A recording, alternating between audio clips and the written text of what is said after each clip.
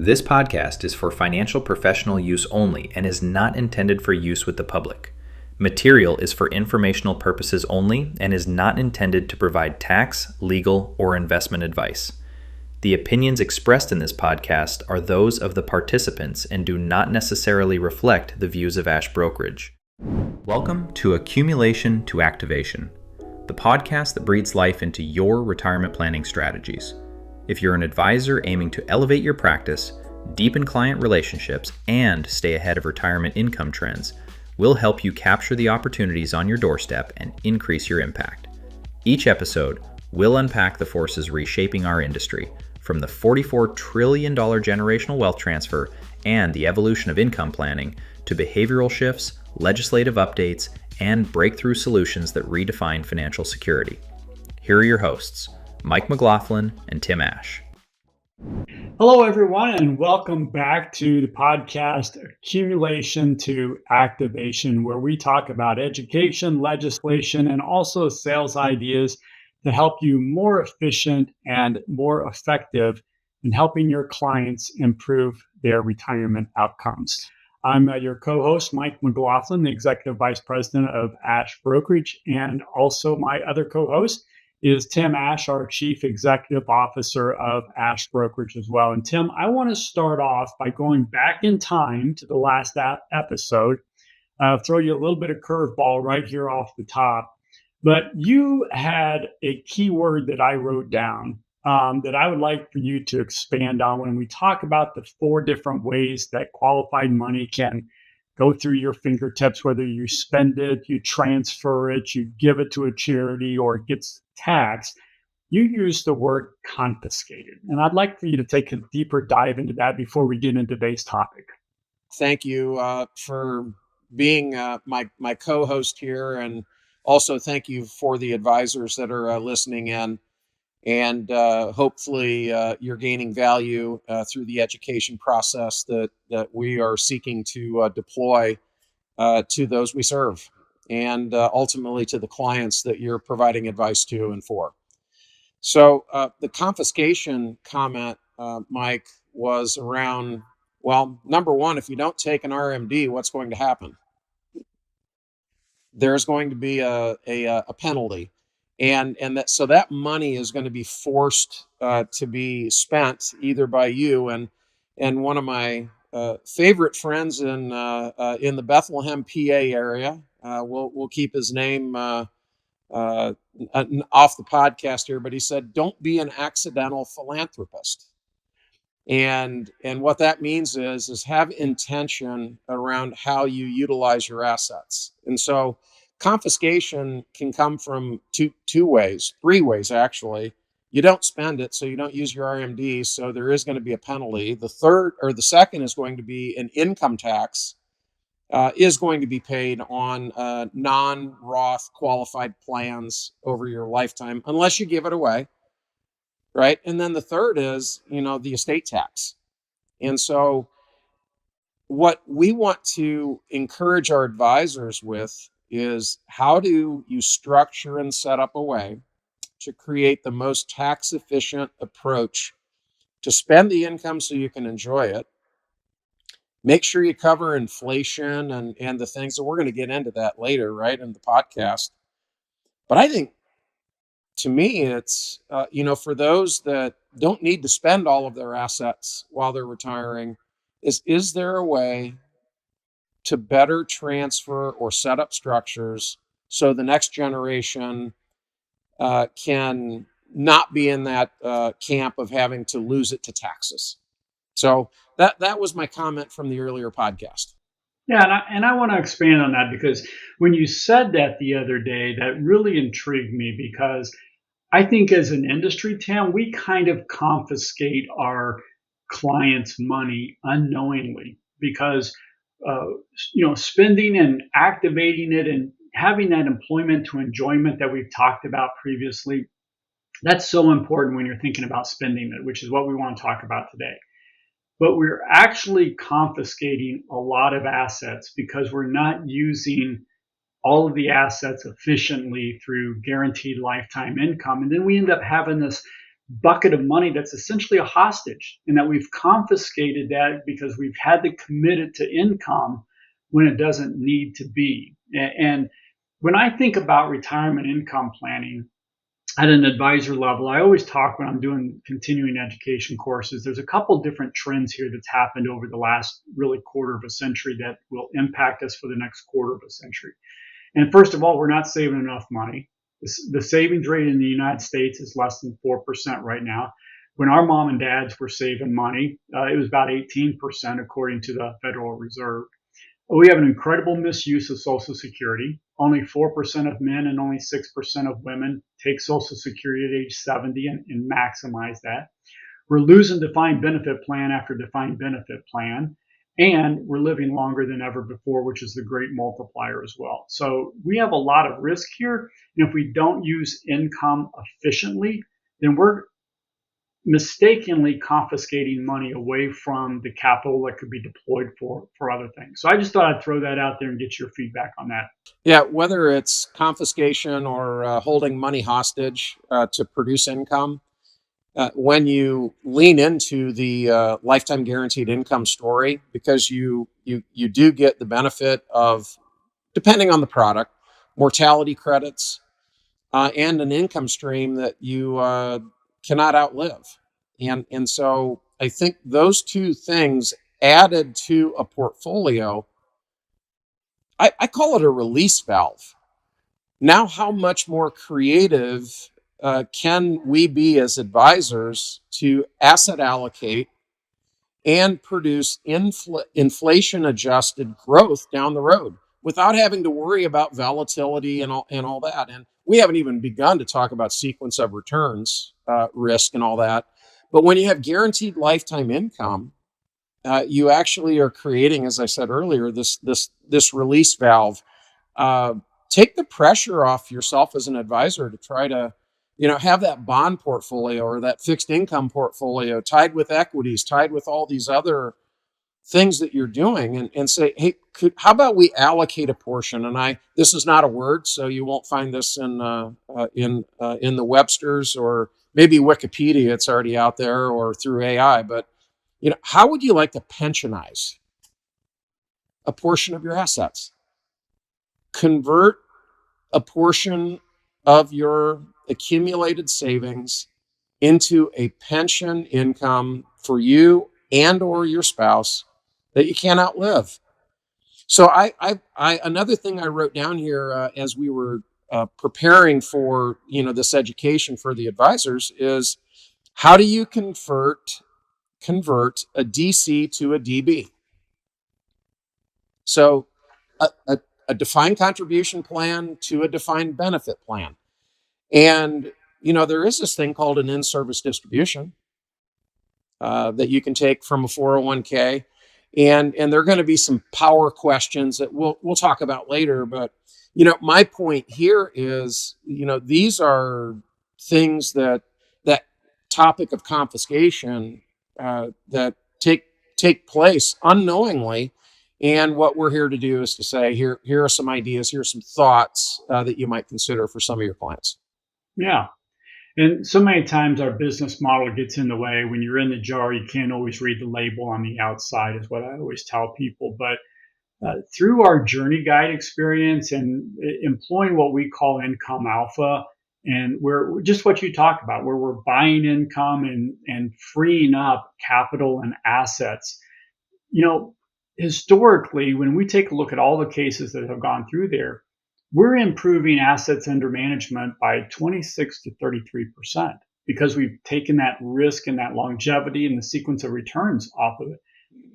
I have to believe that if I'm a 30 or 40-year-old financial planner thinking about buying a book of business from a retiring person, I'm interested in lifetime client value. And if I'm buying a depreciating asset, I'm not going to buy a multiple of it. But if I can prove that income planning has taken place, and I may have 26 to 33% more assets while still taking income off my client base, I'm more than willing to pay for more than 1 to 1.1% of the multiple on that.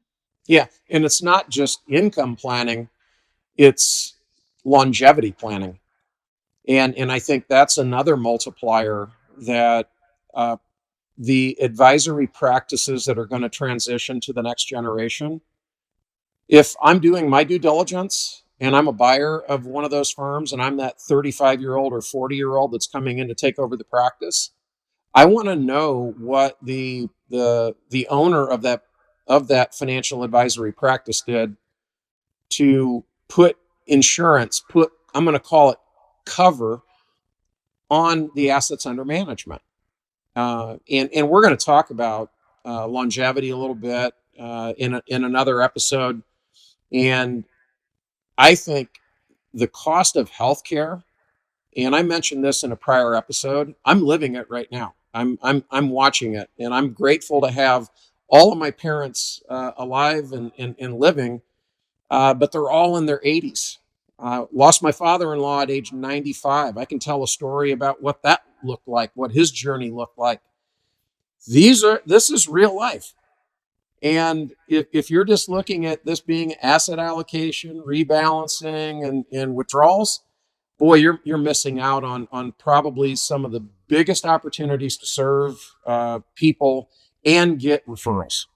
So I don't mean to, you know me, I ramble on. I apologize. No, that's good. That's good. I'd like for you to ramble a little bit about the story of Journey Guide and how Income Alpha came to play. It started out with a simple question of, does an annuity help or hurt a portfolio? Started as a spreadsheet and now it's ballooned up. Give the audience a quick overview of that path. I don't do anything quick, McG, but I'll try. The So what I wanted to be certain that we were doing was well, first of all, I want to say this. I care about outcomes for the people that we serve. I do not want to offer a product that is not going to be in their best interest or improve their outcome. So what we did was we brought in an individual that I looked him in the eyes. I'll never forget it. And he came from a major investment bank. In fact, he is on a patent for portfolio modeling. And I asked him, I said, leave him nameless, I want you to prove or disprove that annuities in a retirement portfolio help or hurt. And he looked at me like I had three heads and said, I've never once heard of using an annuity to improve outcomes in retirement. We've never used them. I said, well, that's what I want you to give us the proof and evidence on. So fast forward, that's been an 8-year journey, no pun on the Journey Guide, to now we have technology that can take a client's portfolio, their asset allocation, their spending, their Social Security. We can show delaying Social Security. We can do all the other things.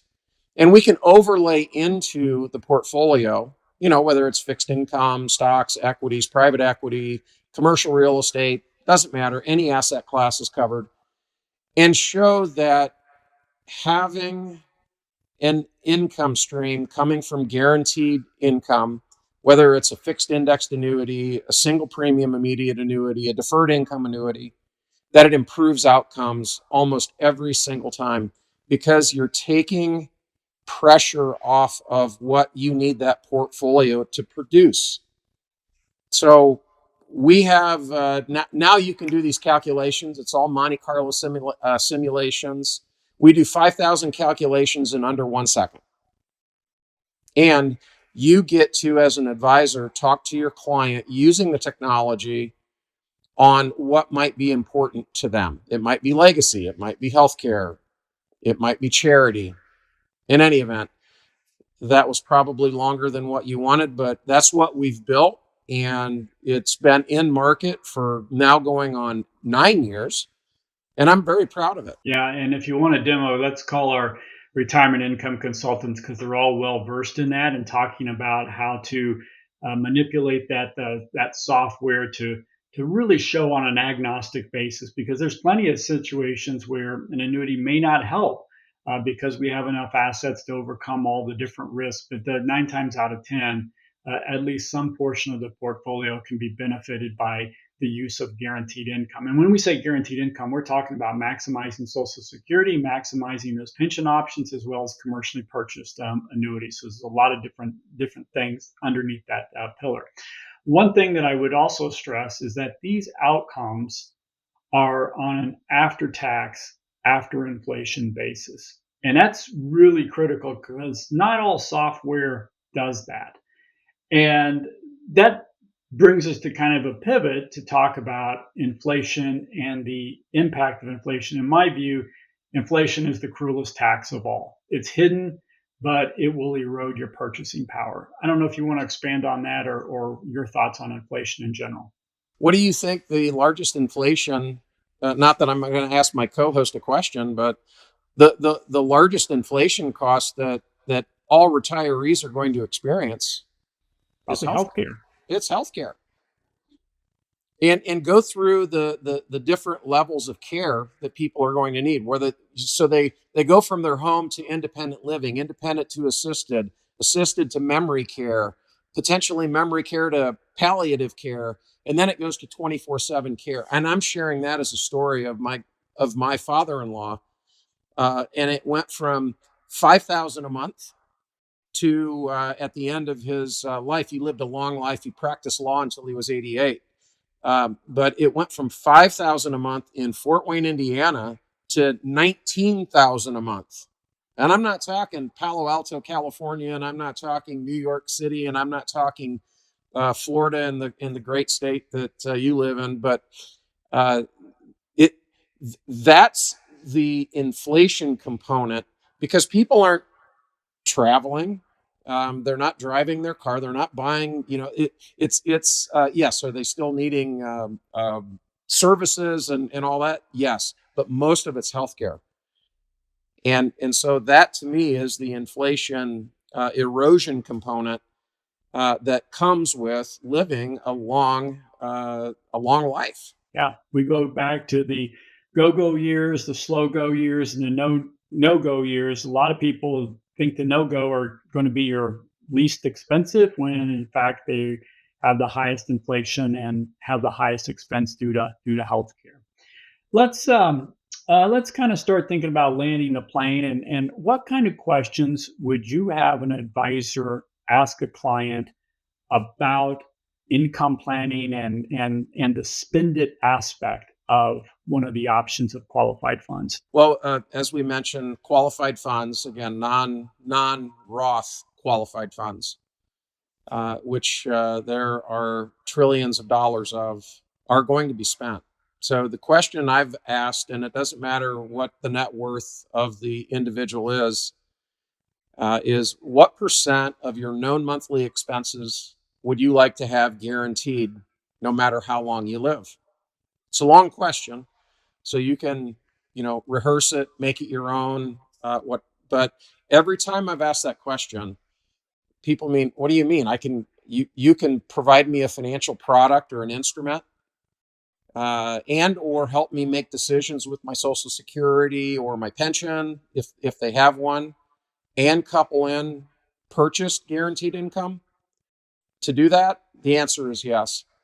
And I've worked with some Fortune 100 CEOs and folks that are retired school teachers that they want to know, is there a way that no matter what, can you provide for me a guaranteed income? That's one.